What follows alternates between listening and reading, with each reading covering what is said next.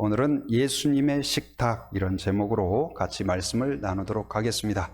여러분 평소에 펜을 많이 쓰실 텐데요. 우리나라 최초의 볼펜이 어떤 건지 혹시 아세요?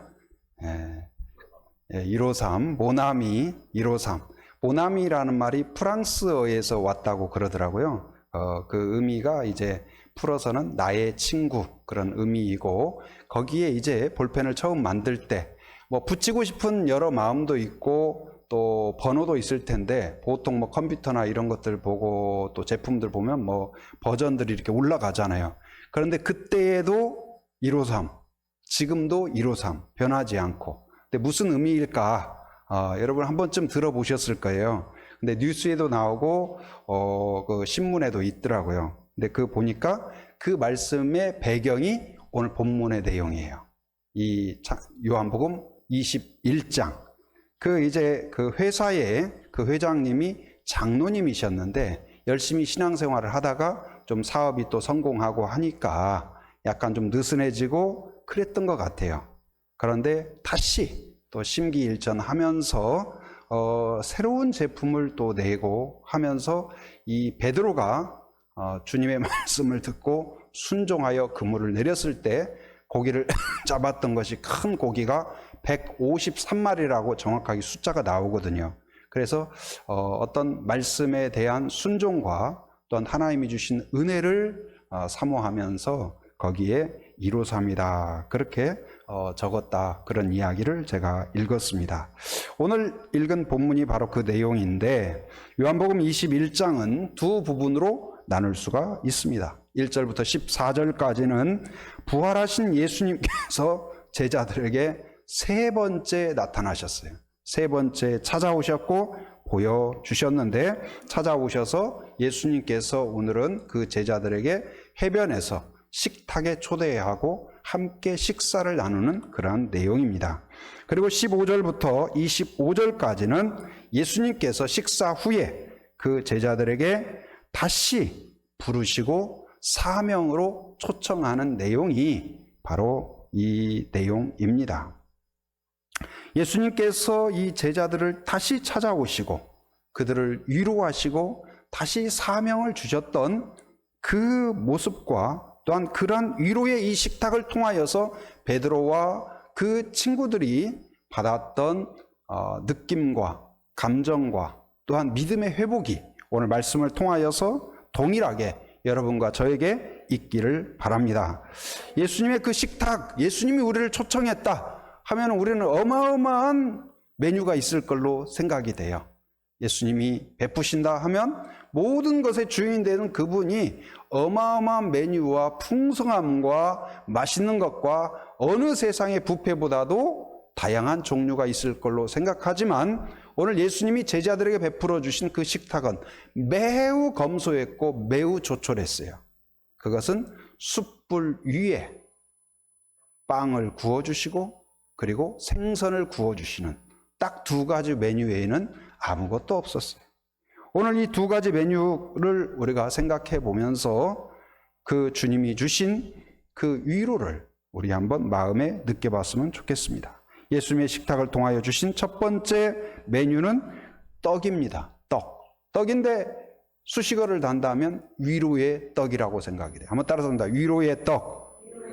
위로의 떡. 이 위로의 떡이 여러분에게 있기를 바랍니다. 이 제자들은 어떤 상황이었냐면, 예수님이 지금 제자들에게 오늘 앞 본문에 보면 세 번째 나타났다고 해요. 그런데 사실은 세 번째보다 한 네 번째라고 말을 해도 됩니다.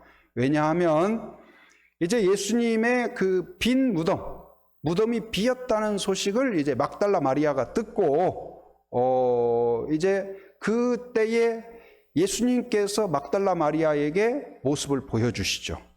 그리고 내가 다시 살아났다는 것을 제자들에게 알려줘라.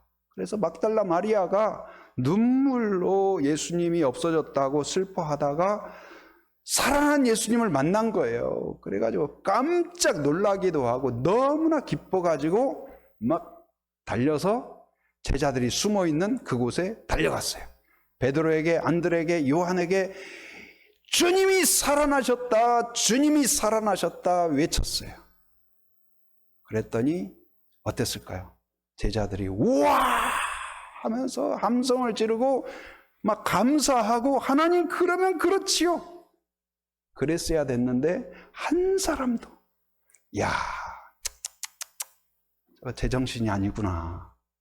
막달라 마리아를 보면서 정신이 이상해진 걸로 생각을 하고 한 사람도 믿어주지 않았어요. 오히려 불쌍하다고 생각하고 그래서 그리고 이제 하루가 지나서 하루 온 낮이 아침에 새벽에 그렇게 예수님의 소식을 들었지만 전혀 믿음이 없으니까 전혀 내 안에 평안이 없어요. 여전히 두렵고 여전히 숨어 있고 그래서 유대인들이 무서워가지고 꽁꽁 숨어 있는 그때에 예수님이 직접 찾아가셔요.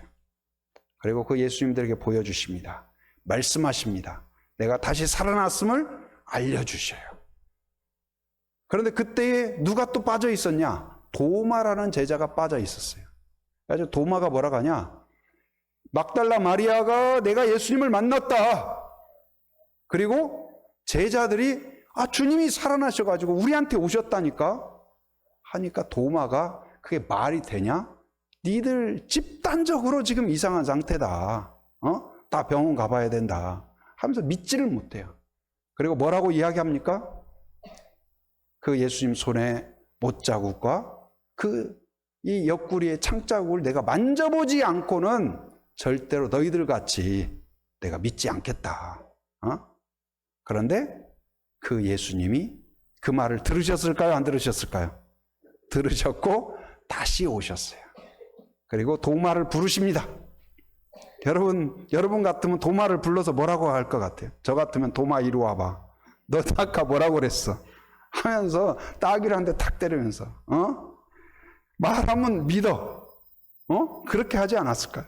근데 그 도마 와봐라 하더니 지난번에는 제가 우리 유아부 아이 평소에 굉장히 활발한 아이가 있어요. 그래서 제가 손을 이렇게 했어요. 그랬더니 얘가 이렇게 하는 거예요. 방어 자세에 딱 들어가요. 제가 사실은 때리려고 한 게 아니었는데 머리 쓰다듬으려고 한 건데 얘는 벌써 평소에도 사람들이 좀 이렇게 조심해라, 조용히 해라, 가만히 있어라 이제 그런 것 같아요. 그러니까 제가 이렇게 쓰다듬으려고 이렇게 했더니 방어 자세에 이렇게 딱. 근데 도마를 하면서 인간적으로 우리 같으면 너 왜 그렇게밖에 안 되냐 그랬을 텐데 그 손을 잡아요. 그리고 손을 만지게 해요. 그리고 이 옷을 들고 이 옆구리를 만지게 해요. 예수님의 그 창자국이 손끝에 닿는 느낌, 이 손끝이 굉장히 예민하잖아요. 촉각이. 여러분 그 예수님의 환부를 만질 때의 그 느낌, 그것이 아주 전율이 오는 거예요. 그리고 이 도마가 눈물을 흘리면서 예수님 죄송합니다, 예수님 죄송합니다 하면서 눈물을 흘리면서 회개를 했겠죠. 여러분 이 정도 되면 제자들이 이제는 살아나신 주님을 찬송하면서 세상 속에서도 담대하고 그 주님의 가르침을 마음에 새기고 담대하게 복음을 전하고 부활을 증언하고 그 정도 돼야 되지 않을까요? 그런데 베드로부터 시작하여서 제자들 여전히 무엇을 해야 될지, 어떻게 살아야 될지, 내가 누구인지 전혀 깨닫지 못하고 방황하고 있어요. 그들의 모습을 잘 노래한 노래가 있더라고요. 우리나라 노래인데 여러분 혹시 우리 성도님들은 매일 말씀과 기도와 찬송 외에는 관심이 없기 때문에 잘 모르실 거예요. 그래서 제가 알려드립니다. 송창식이라는 가수가 1975년에 발표한 노래인데 어떤 노래냐면 고래사냥이라는 노래예요. 여러분 아세요? 네, 혹시 거기에 이렇게 약간 송창식 노래를 굉장히 잘하잖아요. 그리고 약간 술 한잔 한 듯한 그런 목소리로. 근데 그 노래가 어떻게 되면 술 마시고 노래하고 춤을 춰봐도 가슴에는 하나 가득 슬픔뿐이네. 무엇을 할 것인가 둘러보아도 보이는 건 모두가 돌아앉았네. 그리고 자 떠나자 동해 바다로 하면서 고래 잡으러 떠나자고 해요. 근데 오늘 그 심정이 이 베드로와 제자들이었던 것 같아요. 베드로가 이야기합니다. 제자들한테, 야, 나는 고기나 잡으러 갈란다. 왜냐하면 마음속에 부활하신 예수님을 만났지만 자기에 대한 그 수많은 자책감이 너무나 큰 거예요. 죄책감. 그렇게 예수님을 버리지 않고 끝까지 지키겠다고 장담했지만 예수님 앞에서 도망쳐 버렸고 3번이나 부인을 했고, 그리고 예수님이 잡혀갈 때, 예수님이 묶여 있을 때, 예수님이 조롱당할 때, 예수님이 십자가를 지고 갈 때, 예수님이 십자가에 못 박힐 때, 예수님이 신음하고 있을 때 감히 앞에 나서지도 못하고 숨어 있고 아무것도 하지 못하는 자기 자신에 대해서 너무나 실망스러운 거예요. 여러분, 다른 사람에 대해서 실망해 본 적 있죠? 그건 시간이 좀 가면 잊어버려져요. 근데 나 자신에 대하여 실망한 사건에 대해서는 쉽게 잊혀지지 않습니다. 내가 이렇게 이 정도밖에 안 되나? 내가 내 믿음이 이 정도밖에 안 되나? 내가 주님에 대한 사랑이 이 정도밖에 안 되나? 내 인격이 이 정도밖에 안 되나? 하면서 자기 스스로 끊임없이 넌 배신자야. 넌 위선자야. 너는 아무 주님한테 쓸모도 없는 자야. 겁쟁이야, 겁쟁이. 끊임없이 이런 막 소리가 나한테 들리는 것 같아요. 그래서 마치 그 노래처럼 술을 마시고 노래해보고 춤을 춰보고 뭐 별짓을 다 해도 마음속에는 슬픔뿐이고 허무함뿐이고, 그래서 나는 결코 주님과 어울릴 수도 없고 주님의 사명에 나갈 수도 없는 그런 존재다. 그런 결론이죠. 그래서 그들이 이제 다시 원래 하던 일, 바로 그 일을 향하여서 고기를 잡으러 떠났죠. 근데 그날따라 한 마리도 잡히지 않았어요. 또 그러자 그 갈릴리 해변에서, 제가 갈릴리 해변 그 옆에 숙소에서 하룻밤 잡았거든요. 그래서 그 분위기를 조금 알아요. 근데 이제 아침에 좀 쌀쌀합니다. 쌀쌀하고, 그리고 물안개가 쫙 피어 있어요. 그래서 배가 지금 떠 있는 자리에서 해변을 보면 보일까 말까 해요. 그런데 이제 고기를 잡고 이제 허탈한 마음으로 이제 그 해변으로 이렇게 가려고 하는데, 누군가가 이 바닷가에서 손을 흔들면서 뭐 잡은 고기가 좀 있느냐? 그러니까 아무것도 없다. 이제 그러면 그물을 배 오른편에 던져봐라 하는 거예요. 그래서 이제 오른편에, 여러분 왼편에 던지는 거나 오른편에 던지는 거나 뭐가 차이가 있을까요? 그런데 그대로 따라서 오른편에 던져봤어요. 그랬더니 큰 고기가 153마리나 잡혔다. 그러니까 고기를 잡으려고 하니까 여러분 어떠세요? 막 정신 없었겠죠. 얼마나 기뻤을까요? 얼마나 감격스러웠을까요? 아주 막 온 몸이 물로, 바닷물로, 이 갈릴리 호수 물로 다 젖었을 거예요. 그래서 다 젖고, 그러면 어떻습니까? 지금 아직 새벽녘이기 때문에 쌀쌀해요. 이제 막 잡을 때는 몰랐는데 잡고 나니까 조금씩 춥습니다. 해변으로 나왔어요. 예수님인 것을 보았고, 예수님이 거기에 해변에다가 뭘 준비해 놓으셨냐? 숯불을 준비해 놓으셨어요. 여러분, 비 맞고 추울 때에 숯불을, 모닥불을 탁 피워놓은 곳이 있다면 얼마나 운치가 있고, 그 온기가 내 피부에 와닿습니다. 몸이 따뜻해집니다. 그런데 그 숯불을 피운 예수님의 마음으로, 그 모닥불은 나의 젖은 옷으로 추운 그 추위를 따뜻하게 하지만, 예수님의 그 초청과 이 식탁은, 떡을 주시는 예수님의 이 손길은 내 안에 가득한 죄책감, 수치심, 무기력함을 씻어주는, 마음을 따뜻하게 하는 하나님의 사랑으로 다가왔을 것입니다. 예수님께서 구운 빵을, 여긴 떡이라고 했지만 아마도 빵일 것 같아요. 빵을 숯불에서 구워서 노릇노릇한 빵을 집어서 베드로에게 전해줍니다. 예수님이 내밀자 처음에는 멈칫멈칫했겠죠. 받을까 말까, 내가 감히. 그런데 다시 권합니다. 그러자 베드로가 그 빵을 잡기 위해서 하다가 예수님 손과 스치지 않았을까? 그리고 예수님의 눈빛과 베드로의 눈빛이 마주칩니다. 우리 같으면 그 눈빛을 통하여서도 우리는 말을 하죠. 넌 배신자야. 넌 나쁜 놈이야. 넌 위선자야. 너는 내가 고난당할 때 도망친 그런 쓸모없는 놈이다. 어쩌면 우리 같으면 그런 눈빛을 보냈을 것 같아요. 그런데 예수님의 눈빛에서는 어떤 것도 넌 나쁜 놈이야. 너는 쓸모없어. 너는 나한테 형편없어. 그런 눈빛이 아니라 그 빵을 건네면서 괜찮다. 괜찮다. 괜찮다. 그래도 내가 너를 사랑한다. 그래도 내가 너를 사랑한다. 그 눈빛이었던 거예요. 제가 설교를 준비하다가 간간히 그 말씀이 마음에 팍 와닿아가지고 막 가슴이 터질 것 같고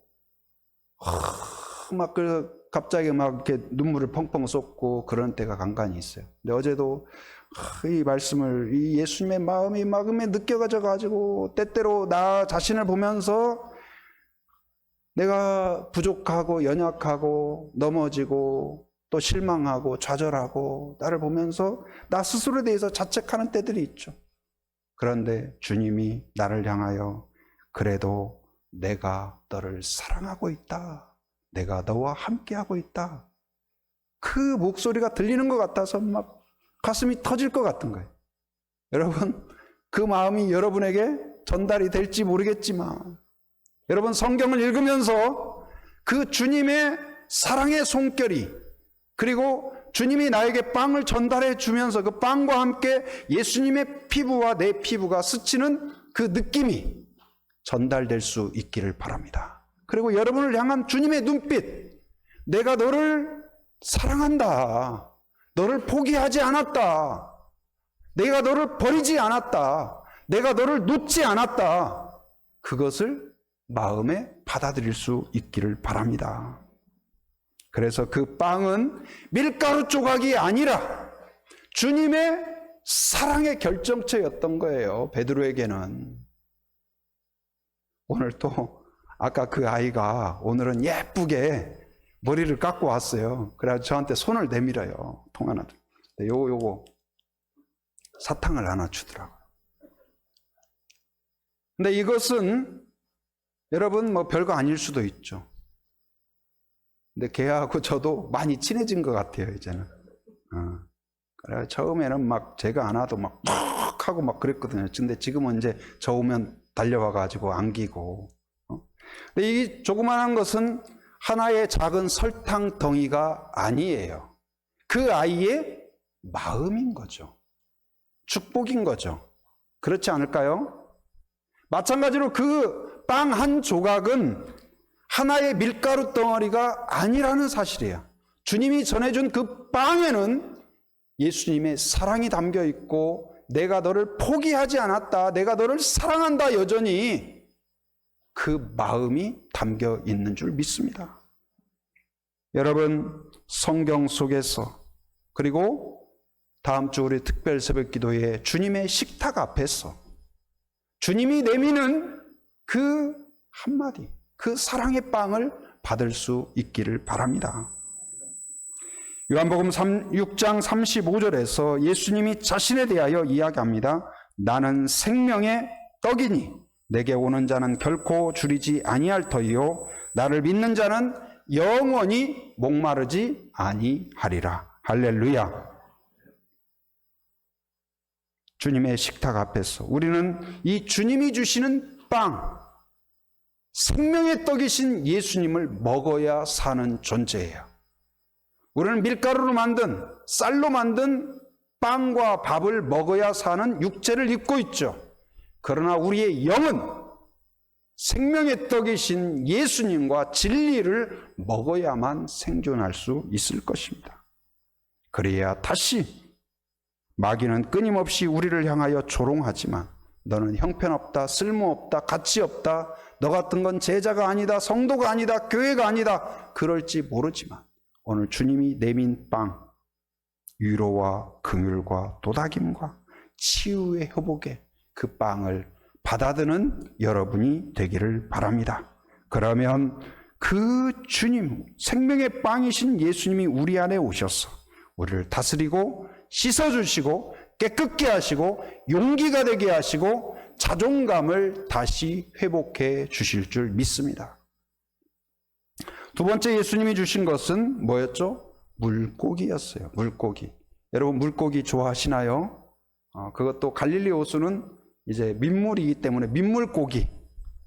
근데 그 갈릴리 호수 근처에 식당에 가면 그 물고기 메뉴 자체가 뭐냐면 베드로 물고기예요. 베드로 물고기. 그래서 약간 그게 붕어 같이 생겼고 튀겨서 요리가 나오기도 하고 먹을만 합니다. 먹을만 해요. 그 정도로 이 물고기와 베드로는 연관이 깊어요. 그래서 이 지금 예수님께서 이 숯불 위에서 막 잡아온 그 생선, 막 잡아온 그 물고기, 베드로 물고기를 지금 숯불에 구워서, 여러분 숯불에 구우면 맛이 또 다르잖아요. 그래서 지금은 대부분 뭐 가스에 굽든 어디다 그 오븐에 굽든 그러겠지만 과거에는 이 숯불에다가 구우면 맛이 또 다릅니다. 근데 막 잡은 고기를 그 주님이 숯불에 구워가지고 베드로에게 그것을 전달해요. 막 노릇노릇하고 향기가 피어나고 숯도 조금 묻어있고. 그런데 이 베드로는 이 물고기가 그의 인생이었어요. 그래서 그는 어려서부터 바닷가에서 자랐고 또 자라면서 물고기를 잡는 어부가 되었죠. 그리고 베드로의 그 생가 터 위에 교회를 세웠고 베드로 기념교회가 세워졌는데 거기 보면 집터가 상당히 커요. 크고 그런 거 보면 굉장히 그가 어부로서 성공한 사람이라는 것을 알 수가 있어요. 열정적이죠. 예수님이 가르칠 때에도 예수님이 가르친 데를 가본 적이 없어요. 매번 한 일이 뭐예요? 고기 잡는 일이에요. 고기 잡는 일이에요. 그 정도로 열심이었어요. 그래서 예수님께서 제자를 부를 때에도 다 어디서 베드로를 만나냐? 성경에 소개하는 거 보면 마태복음 4장 18절에서 20절에서도 예수님이 갈릴리 해변을 다니시다가 그때에 베드로와 안드레가 뭐하고 있었냐면 그물을 던지고 있었어요. 그리고 예수님께서 그 제자를 향하여서 나를 따라오너라. 내가 너희를 고기 많이 잡게 하겠다 약속하지 않고 뭐라고 약속했을까요? 나를 따라오너라. 사람을 낚는 어부가 되게 하겠다. 여러분과 저도 마찬가지예요. 주님을 따르면 사람을 낚는 어부가 되게 할 것입니다. 여기서 따라간다는 것은 단순히 졸졸 따라가는 게 아니에요. 내 삶의 목적과 방법을 청산하고 주님의 목적과 주님의 방법을 받아들이는 것을 의미합니다. 누가복음 5장 1절에서 11절에서도 베드로를 부르시는 장면을 소개하고 있는데 거기에서도 밤새도록 고기를 잡았으나 한 마리도 잡지 못하죠. 그때 예수님께서 깊은 데로 가서 그물을 내려라. 그러자 깊은 데로 가서 그물을 내리죠. 그런데 그때에 그 많은 고기를 잡았을 때 근데 이제 한 마리도 잡지 못하니까 마음이 너무 불편해요. 막 짜증이 나요. 그러니까 여러분들 막 수고했는데 일이 안 될 때 누가 와가지고 말 걸면 너 잘 걸렸다 해가지고 막 분노가 치솟고 막 쏘아붙이고 그런 경우들이 있죠. 일이 잘 될 때는 누가 와가지고 말 걸어도 응 그래 그렇구나 어떻게 이렇게 사랑스럽냐 그 말이 그렇게 나오는데 지금 밤새도록 했는데 한 마리도 못 잡았어요. 근데 누가 와가지고 고기 많이 잡았냐 그러면은 옛날에는 그 말이 너무 그래 나 이렇게 잡았지 하는데 한 마리도 못 잡았을 때는 어때요? 그래 네가 지금 나한테 시비 거냐 하면서 굉장히 막 말이 그렇게 나오잖아요. 근데 고기 하나도 못 잡아가지고 지금 정리하고 있는데 예수님이 하필 그때에 베드로의 배에 올라가지고 사람들에게 가르쳐요. 한참을 가르쳐요. 그러니까 베드로가 가지도 못하고 기다렸어요. 속으로 얼마나 지금 예수님을 욕했을까요? 그러더니 예수님이 한 수 더 떠서 베드로야, 고기 잡으러 가자. 그랬더니 베드로가 뭐라고 이야기해요? 예수님, 우리가 밤새도록 수고했지만 한 마리도 못 잡았습니다. 그러나 말씀에 의지하여 내가 그물을 내리겠나이다. 근데 속으로는 어떤 생각을 했을까요? 고기를 못 잡을 텐데 못 잡기만 해봐. 내가 가만 안 두겠다. 아마 그렇게 생각하지 않았을까. 그러고는 가서 그물을 내렸는데 고기가 어마어마하게 잡힌 거예요. 그러면 당연히 베드로가 어우 너무 야 대박이다. 그래야 스토리가 맞거든요. 그리고 예수님한테 와 이런 기술을 어떻게 하셨어요? 저가 앞으로 동업하시죠. 새로운 멤버로 영입해야 맞을 것 같아요. 그런데 베드로의 반응이 의외의 반응을 하죠. 베드로가 뭐라고 이야기해요? 주님, 저는 죄인입니다. 저를 떠나시옵소서. 왜 이런 말을 했을까요? 내가 금방 예수님에 대하여 어떤 마음을 품었고 내 속에서 얼마나 예수님을 욕했던가, 그것을 다 예수님이 아셨다는 것을 깨달은 거예요. 저 바다 깊은 물속을 아시는 이분이 내 마음속까지 꿰뚫어 보고 있다는 것을 깨달은 거예요. 그런데 그때에 예수님이 뭐라고 하시냐? 무서워하지 말라. 이제 후로는 네가 사람을 취하리라. 똑같은 이야기로 다시 선포하십니다. 그리고 오늘 지금 이 베드로에게 생선을 주시면서, 그리고 이 식사를 마친 후에 다시 한번 이 베드로를 초청해요. 무엇으로요? 주님의 사명으로 사람을 찾는 그러한 어부로서 다시 초청합니다. 그런데 그 초청의 조건이 무엇이냐? 우리 같으면 아마도 배신했던 사람을 다시 쓸 때 최소한 각서라도 받을 것 같아요. 다시는 배신하지 않을 것. 내가 배신하면 내 손목을 자르겠음. 아니면 혈서라도 쓴다든지. 그러지 않을까요? 여러분, 배신한 사람을 다시 여러분 직원으로 쓰고 싶나요? 안 할 거예요. 다시는 그 사람 아마 쓰지 않을 겁니다. 다시는 도망치지 않을 것. 다시는 그렇게 허풍 떨지 않을 것. 조건을 받을 만한데 주님은 어떤 이야기도 하지 않아요. 그리고 딱 한 가지를 이야기합니다. 네가 나를 사랑하느냐. 그래서 15절, 우리 15절 한번 같이 읽어봅니다. 시작. 그들이 조반 먹은 후에 예수께서 시몬 베드로에게 이르시되 요한의 아들 시몬아, 내가 이 사람들보다 나를 더 사랑하느냐. 거기까지 읽겠습니다. 예수님께서 요한에게 이 요한의 아들 시몬아, 이것은 사실 베드로라고 하지 않고 이전 이름으로 불러요. 예수님을 처음 불렀던, 예수님이 부르시던 그때의 그 부름으로 부르죠. 그리고 네가 이 사람들보다 나를 더 사랑하느냐. 이 말은 여러 가지로 해석할 수 있는데, 한 가지는 다른 사람들이 나를 사랑하는 것보다 네가 더 나를 사랑하느냐. 여러분, 예수님을 좋게 생각하는 사람도 있죠. 예수님의 말씀을 자기의 어떤 강연에 도구로 쓰기도 하고 호감을 갖고 말하는 사람도 있을 수가 있어요. 그러나 여러분, 무엇보다도 누구보다도 내가 예수님을 사랑합니다. 그 고백을 할 수 있는 사람이 되기를 바랍니다. 부부간에도 여러분, 부부가 이 세상에서 내가 남편을, 내가 아내를 제일 사랑하는 사람이 되어야 되지 않겠어요? 다른 사람이 우리 아내를, 남편을 나보다 더 사랑한다. 이거 문제가 있는 거예요. 주님과 우리 사이도 딱 한 가지 조건이 있는데 사랑의 조건이에요. 이 말을 던질 수 있는 사람은 뭘까요? 누가 할 수 있을까요? 내가 너를 특별히 사랑한다. 그 의미예요. 내가 너를 사랑한다. 그래서 너도 나를 누구보다도 사랑하느냐. 여러분, 이 말에 응답할 수 있기를 바랍니다. 그 사람이 제자가 될 수가 있어요. 그 사람이 사명을 감당할 수가 있어요. 능력이 부족하고 실력이 부족하고 체력이 부족하고 다 괜찮다. 너의 연약함 괜찮다. 그러나 딱 한 가지, 뭐가 필요하다? 사랑이 필요하다.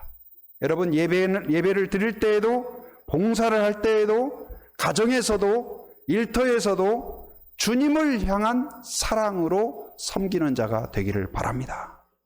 여러분이 무엇을 하든 사랑으로. 그러면 수고에도 기쁨이 있어요.